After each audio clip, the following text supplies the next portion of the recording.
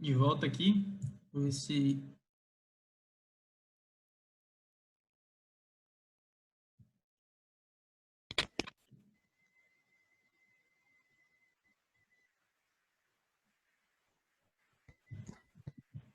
Olá, pessoal, estamos de volta. Vou ver se agora vai direto, né? Tem que ficar olhando aqui para admitir algumas pessoas que entram depois. Eu vou consertar isso aqui para deixar entrarem direto. Bom, então a gente vai continuar aí. A gente estava olhando essa... Diga. Diga. Diga. Quem falou? Vou continuar então. Viu? Qualquer coisa é só questionar aí que eu vou tirando qualquer dúvida que venha a ter. Me avisa aí se alguém quiser entrar e não estiver conseguindo, porque às vezes eu tenho que mudar aqui de software e não consigo ver a tela da entrada aqui do Zoom. Bom, vocês vão ter aí a classificação dos escoamentos, né? Então, a gente vai ter a classificação dos escoamentos quanto à direção da trajetória em laminal turbulento. A gente vai estar avaliando isso aqui quando a gente estiver falando de número de Reynolds. Então, o colega perguntou em outra aula aí, provavelmente a gente vai começar a dar entrada nisso, talvez hoje ainda, né?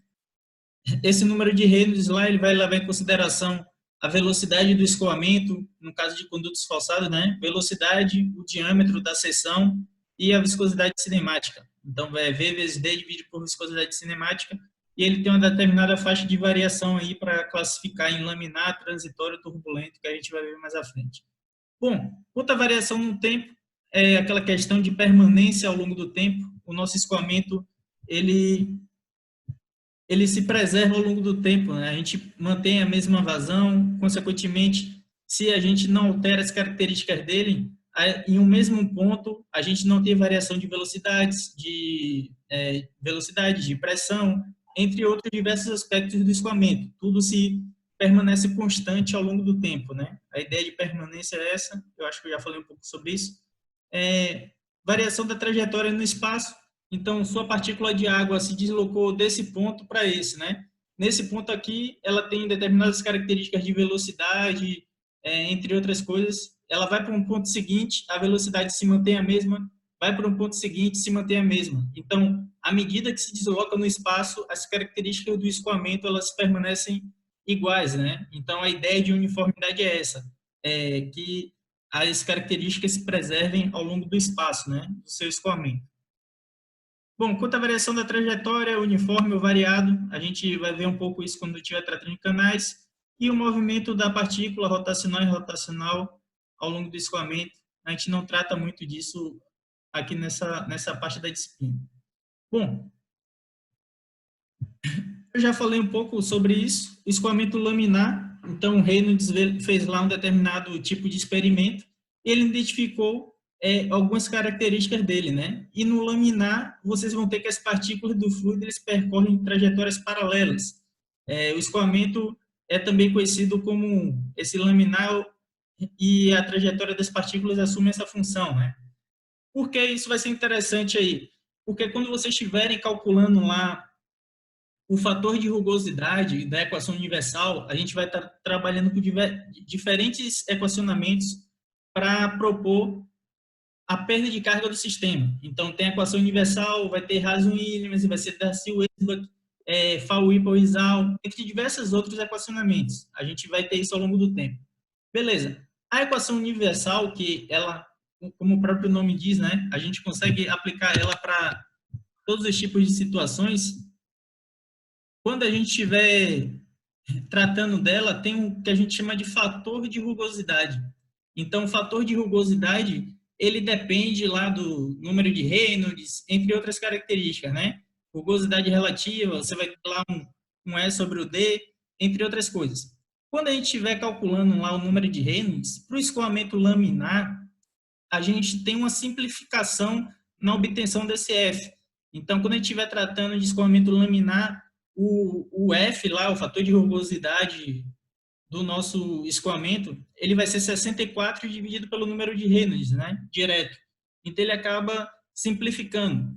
Quando a gente tem um turbulento, que é o que tipicamente vai acontecer para a gente com água, aí vocês vão ter que calcular o F utilizando outras coisas. A gente vai utilizar Abacus, que é o diagrama de Moody, a gente pode utilizar equações que, iterativamente, elas alcançam esse valor de F, tem a equação de Colebrook-White, que é tipicamente, entre outras características. A gente vai ver um pouco mais à frente lá. Bom, escoamento turbulento, a gente vai ter lá o escoamento, cadê? Tipicamente utilizado nas nossas tubulações, né? Então, esse turbulento vai ser o que a gente tipicamente vai encontrar lá no nosso sistema de abastecimento de água. E ele tem uma determinada variação lá que a gente vai ver em função desse número de Reynolds. Então, o turbulento, normalmente, ele vai estar acima de 4.000, né?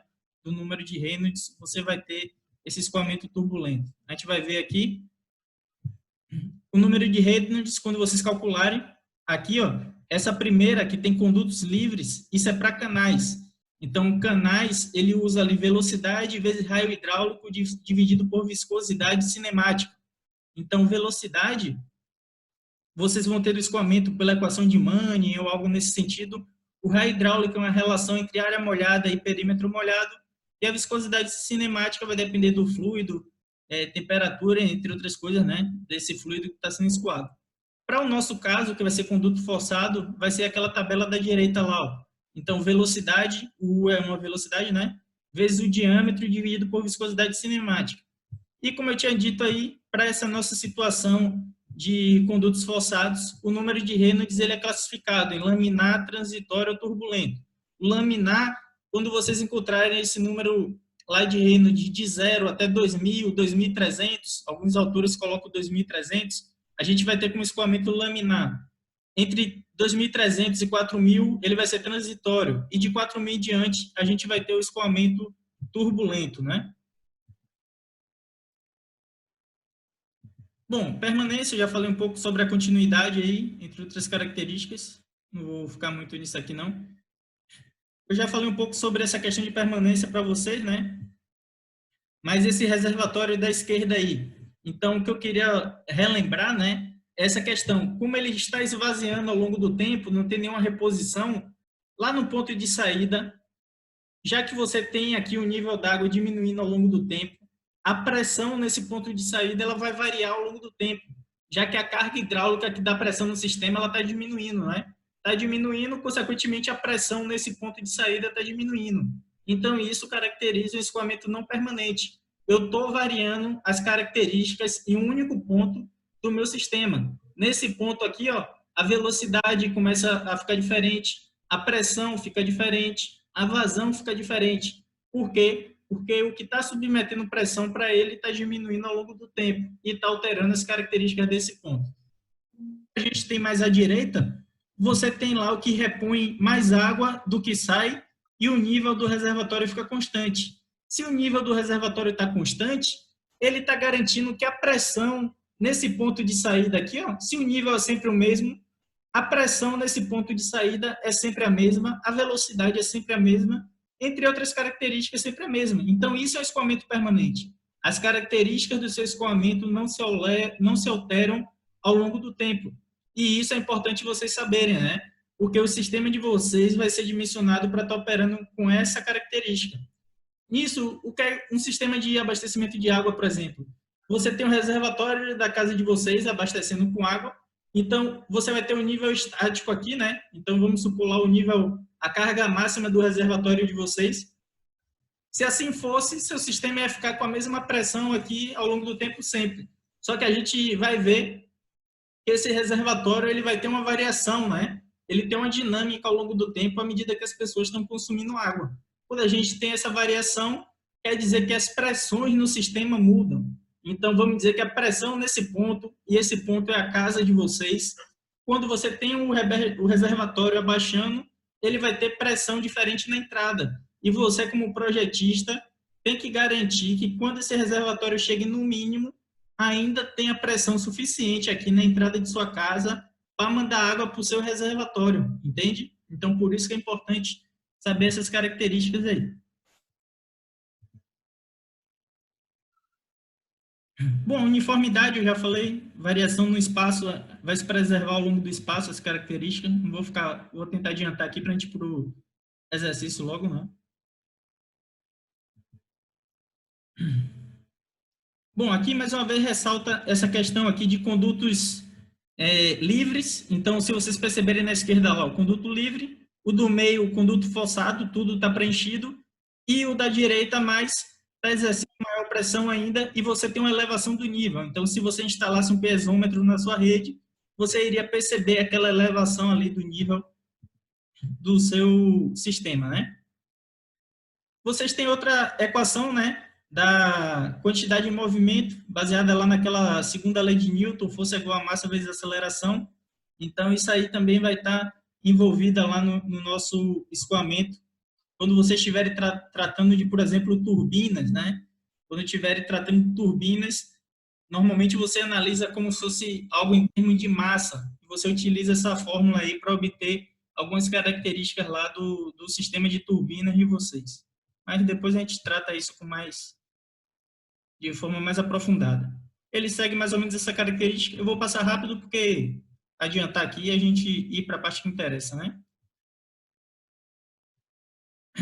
Bom, aí a gente chega nessa equação de Bernoulli, que é uma das equações fundamentais aqui que a gente vai ter, né? É aquela nossa equação da conservação de energia.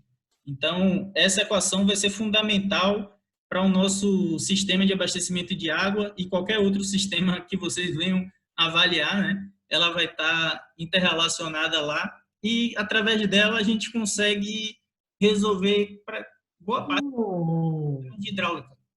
Alguém falou alguma coisa? Continuar, então. Bom, essa equação de Bernoulli, elas têm os termos cinéticos, que é dado por V ao quadrado sobre 2G, a parte piezométrica, P sobre gama, e a parte geométrica, né? A parte geométrica é posição. Então, vamos dizer que você está aqui, sua casa, ou seu reservatório está aqui nesse nível, e sua casa está nesse nível aqui de baixo. Você tem uma diferença de altura entre esses dois pontos, tá vendo? Então, aqui está mais baixo, aqui está mais alto. Então, aqui vai ter uma posição 1, daqui vai ter essa posição 2, um Z2, né? Pressão também, esse ponto mais baixo aqui vai estar sujeito a maior pressão, e velocidade, entre outras características, quando a gente vai analisar. Mais para frente a gente vai tratar um pouco dessa equação aí de Bernoulli.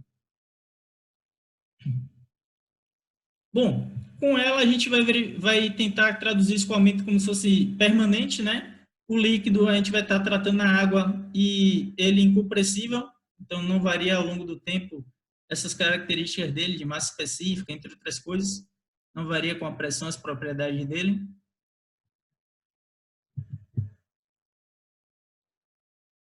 Bom, e a gente vai ver essa característica aí associada à perda de carga. Aqui eu trago esse equacionamento. Na outra aula, eu acho que eu tinha colocado um valor lá do outro lado, só que estava errado, aí eu tentei corrigir aqui, viu? Vocês têm aí, ó, Z1 mais P1 sobre gama, mais V1 ao quadrado sobre 2G, mais HM. Esse HM aqui, eu estou adotando uma altura manométrica, se a gente estivesse tratando de uma bomba, por exemplo. Então, o que a bomba está fazendo para vocês é favorecer que você eleve sua água para uma determinada altura, de modo que ela vença as perdas de carga do sistema, né? E o desnível que a gente tem entre os pontos que a gente deseja abastecer. E do outro lado, você vai ter Z2 mais pressão sobre 2 sobre gama, V ao quadrado sobre 2G e o ΔH. Aquele ΔH é o que a gente conhece como perda de carga. Então, é a perda de pressão que vai ter o seu sistema, né?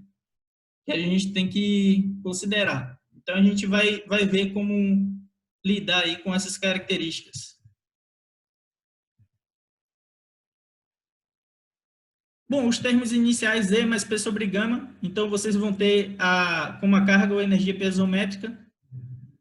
Então, é aquele termo que você encontraria lá se instalasse um piezômetro, vocês estariam encontrando essa característica aí da linha piezométrica, né? Ao qual está sujeito lá o seu sistema. Normalmente você vai estar ele implantado numa posição e você vai ter a carga de pressão até o ponto que você deseja, e vai chegar aí nessa linha piezométrica do sistema.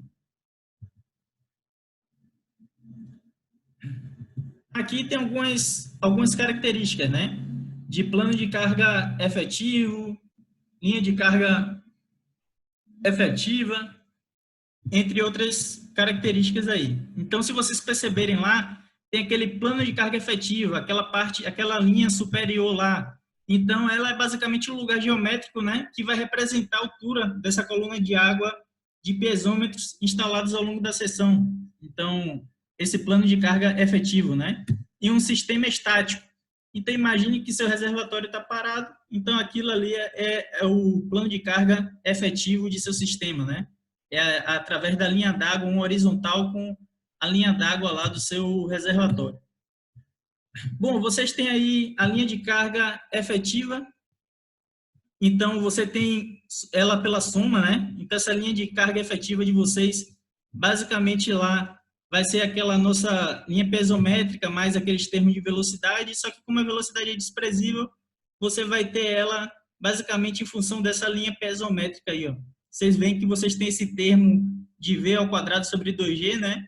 Mas quando vocês estiverem calculando isso, espero que percebam, né? Vocês vão ver que esse valor é bastante pequeno quando a gente estiver calculando eles aí. E a linha piezométrica, que eu já falei com vocês, é a carga de posição ali que vocês têm, mais aquela pressão sobre gama, né? Então, é o ponto que você encontraria lá se instalasse um piezômetro. Então, se você colocasse ele na tubulação, seria o que iria encontrar lá, aquela linha piezométrica. Bom, aqui é uma figura, eu já mostrei para vocês mais uma vez, mas é interessante colocar ela. Então, quanto maior o comprimento de tubo, você vai ter maior perda de carga no seu sistema.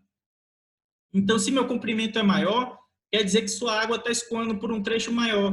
Se isso está acontecendo, você vai ter maiores perdas de carga, né, associadas ao sistema de vocês lá.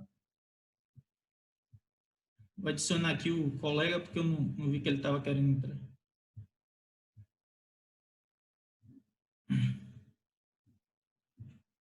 Beleza. Se você tem maiores comprimentos, a gente vai ter maior perda de carga e reduzir a pressão. Esses são conceitos que vocês vão ter que ter na cabeça de algum jeito, né? Então, se eu estou com um tubo grande e a água está escoando por ele, vamos dizer que ele está perdendo pressão a cada metro que essa sua água está se deslocando. Então, se sua água está perdendo carga, né? Se eu estou tendo perda de carga aqui eu tenho, vamos dizer que eu perdi 1 MCA, né? Andei mais um pouco, perdi 2 MCA. Andei mais um pouco, perdi 3 MCA de pressão. Então, vocês veem que quanto maior o comprimento, maior a perda de carga, né? Então, eu estou perdendo mais carga. Consequentemente, se eu estou perdendo mais carga, a minha pressão reduz, não é isso? Então, a pressão do seu sistema ela acaba reduzindo quando você tem maiores perdas de carga. E isso é uma variável que vocês vão estar lidando aí no dimensionamento. Bom, o maior número de conexões, eu já falei com vocês, cada conexão ela causa uma perda de carga localizada. E a mesma coisa, se você tem mais conexões, você vai ter mais perda de carga e redução da pressão. Tubos mais rugosos. As características do tubo, ele apresenta rugosidades microscópicas. Quanto mais rugoso ele for, mais perda de carga ele vai estar causando e, consequentemente, redução de pressão, né? E menores diâmetros, foi o que eu falei para vocês, um diâmetro grande e um diâmetro pequeno. Se eu estou passando a mesma quantidade de água pelos dois, esse diâmetro grande causa menos perda de carga do que esse pequeno, porque aqui a velocidade acaba sendo maior e eu vou estar provocando algumas características aí que vão causar o aumento da perda de carga nesse diâmetro menor. Então, o diâmetro é uma das características que você consegue alterar no sistema de vocês para modificar a redução de pressão que você vem a ter, né? Vamos supor que você projetou tudo e no final não atendeu lá a pressão que deveria, seu reservatório já está implantado e você não tem o que fazer. Uma solução, às vezes, é modificar o diâmetro, né, das tubulações de modo a atender as características, se o reservatório já estiver todo implantado lá.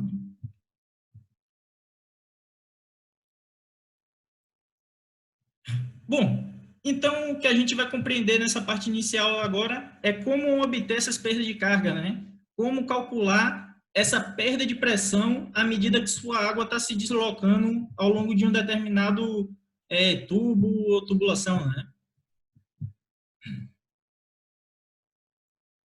Bom, e essa figura é muito ilustrativa para vocês perceberem aqui, ó. Vocês têm um determinado fluxo, né? Se seu reservatório ele está em nível constante, quer dizer que a água que você tem aqui é a que ela está saindo lá na ponta. Então, ele não está alterando por que disso. O que eu estou mandando para o reservatório é o que está saindo. Então, isso já lembra vocês aquela característica de permanência. Você tem aí, ó, 3 tubos. O primeiro, um tubo intermediário, o segundo lá com um diâmetro maior e o terceiro tubo lá vocês têm um diâmetro menor. Se vocês perceberem, ó, aqueles pontinhos ali, aquelas setas, aqueles trechos que você tem para cima, né, são como se fossem piezômetros instalados na sua rede. Piezômetro a gente lembra lá de hidrostática na parte hidráulica 1, né, para medir aquele altura vezes peso específico para encontrar a pressão. Então aquilo ali está determinando a pressão de cada um dos pontos para vocês. Aí vocês percebem que no primeiro tubo, a linha piezométrica lá está batendo aqui nesse ponto, né? Então, suponha que ele está batendo nesse ponto. Veio mais um pouquinho, tem um tubo de diâmetro um pouco maior, e vocês veem que ela subiu um pouco, aquela linha piezométrica. Ela subiu por quê, né? Porque o tubo de vocês ficou com um diâmetro maior. Ele está causando menos perda de carga para a mesma vazão. Então, vocês ganharam pressão ali por alterar esse tubo. Depois ele veio para um tubo com diâmetro menor de novo. Então, reduziu o diâmetro e sua água caminhou mais um pouco. E aí você tem mais perda de carga e sua pressão reduz. Entende? Então, a medida... É isso que vocês têm que compreender. Quanto maior a perda de carga, quer dizer que eu estou perdendo pressão no sistema. Então, vocês vão ter que estar lidando com isso aí ao longo dos dimensionamentos, né?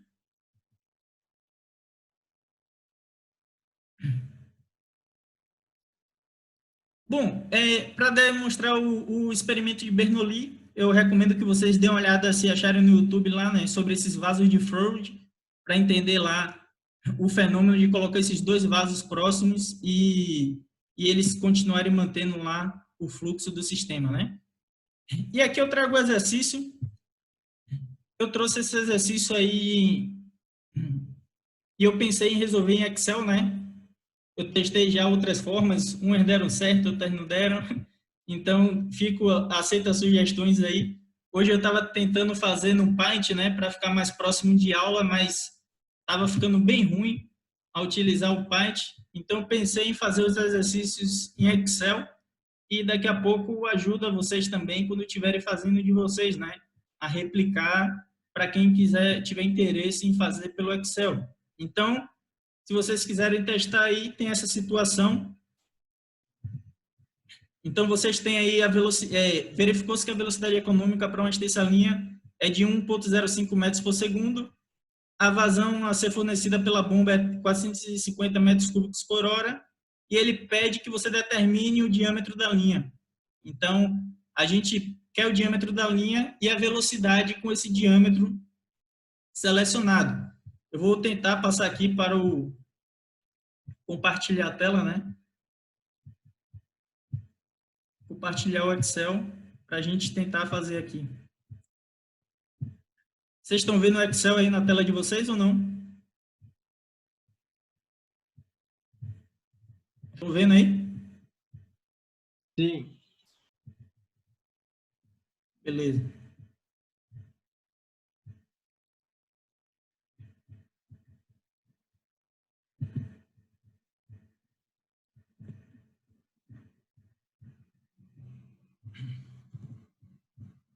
Bom, então eu trouxe o exercício para cá, né? Vou tentar fazer ele aqui. Então, ele informa lá a velocidade. Então, quando vocês fizerem os exercícios, eu recomendo escrever primeiro as variáveis que você tem, né? E sempre colocar a unidade.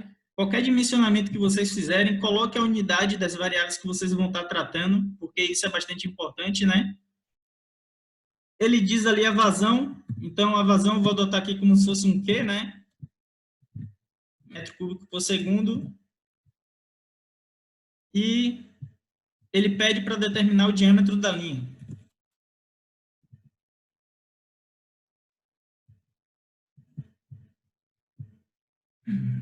Velocidade aqui, ele disse que é 1,05. E a vazão aqui, 450. Deixa eu botar aqui metro cúbico por hora primeiro.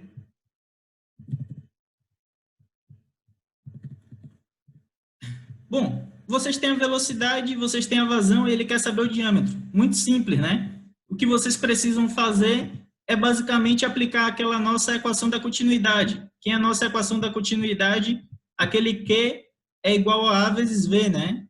Eu vou escrever aqui para adiantar, pessoal. Eu estava pensando em recortar, mas está dando muito trabalho aí.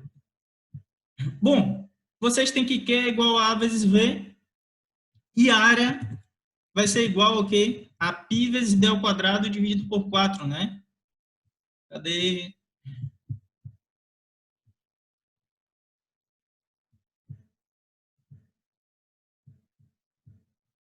Então, vezes d ao quadrado dividido por 4.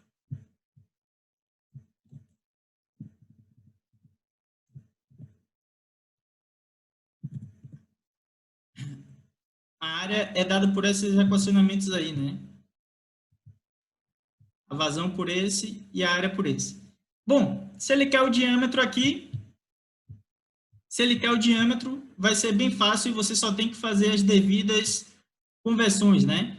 O que é que primeiro vocês têm que fazer? Converter essa vazão. A vazão, se vocês perceberem aqui, está em 450 metros cúbicos por hora, né? Então, você está com metro cúbico por hora. Como é que você passa isso para metro cúbico por segundo? Uma hora, né? Tem quantos segundos? 3.600 segundos, né? Vou colocar aqui para facilitar. Então, imagine que a hora agora está no numerador, né? E você tem uma no denominador, você pode cortar. Então, vocês vão ter 450 dividido por 3.600. E vocês conseguem fazer a conversão da vazão aqui para metro cúbico por segundo. Então, se você quer a vazão de vocês em metro cúbico por segundo, vocês vão ter que dividir o 450, né? Por 3.600.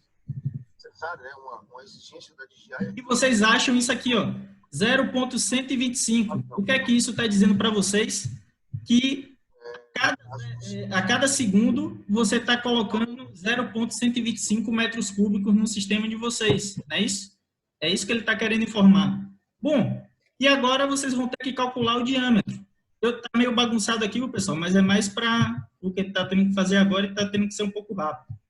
Mas depois faz uns ajustes para ficar bonitinho, né?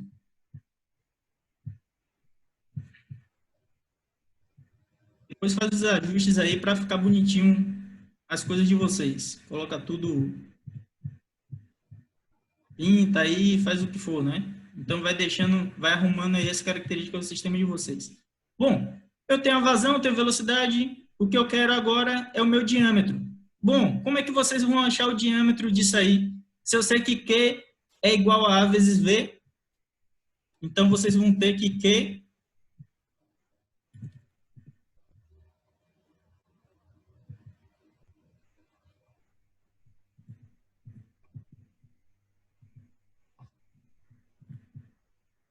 E vai ser igual a π d ao quadrado sobre 4, né? Vezes a velocidade aí. Vocês vão ter algo nesse sentido aí. Bom, se você quer isolar o diâmetro de vocês, o que é que vocês vão ter que fazer aqui? Se o meu V, ele está aqui multiplicando, né? Ele passa para o outro lado dividindo. Se o 4 está dividindo do outro lado, ele passa para cima multiplicando. Então, no fim, vocês vão ter uma relação desse tipo, né? D é igual, eu vou deixar ainda D como se fosse ao quadrado, né? D ao quadrado é igual a Q 4 vezes Q.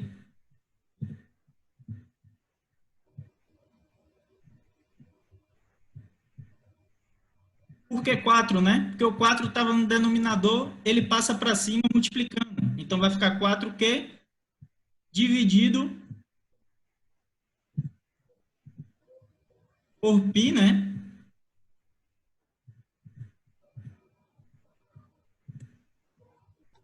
Vezes a velocidade. Então, vocês vão ter algo nesse sentido aí, ó. 4Q dividido por π vezes V.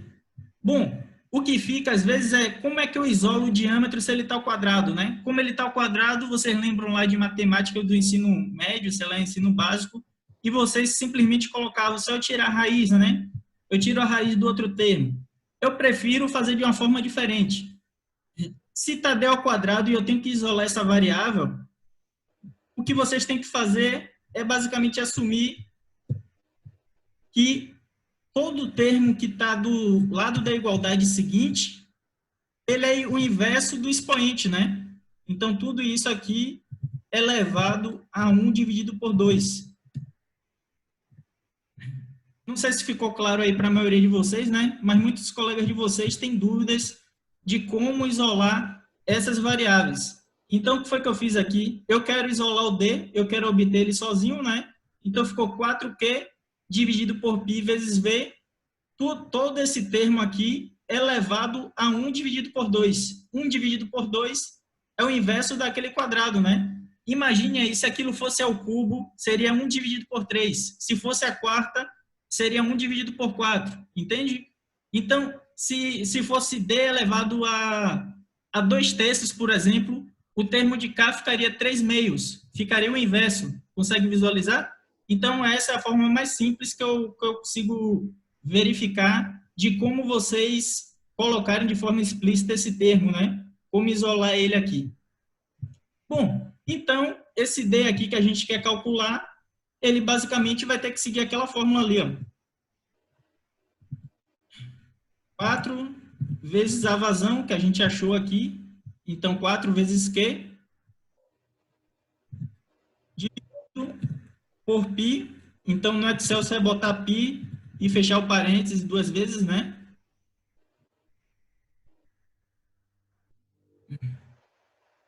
Vezes V. Então, a velocidade da gente é essa aqui. Fechei tudo e agora eu só tenho que elevar ao meio, né? Elevado